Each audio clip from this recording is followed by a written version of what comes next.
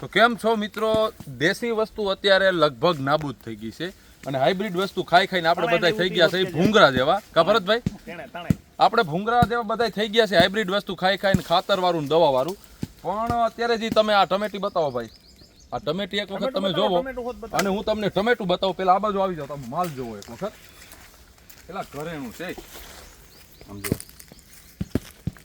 Original છે. આ કદાચ માર્કેટમાં લઈ ગયા હોય ને તો કાયદેસર આમાં માથાકૂટ થાય ટમેટા લેવા. મયુરભાઈ પણ એનું બી આ મળતું નથી હો ક્યાંય.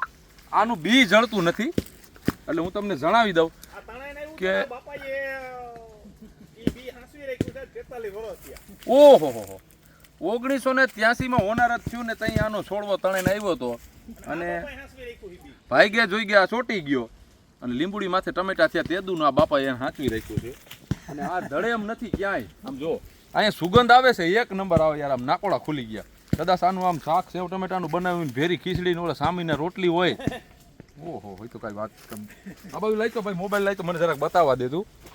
આમ તમે જુઓ ટમાટર એક વખત જુઓ, મોજ આવી ગઈ યાર. અને આપણે અત્યારે જે ઓલા લાલ લાલ દેખાય ને લાંબા ટમેટા, ઓહો કે ટમેટા તો જો ટમેટા આને કહેવાય.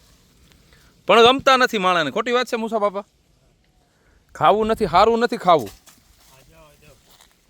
રીંગણા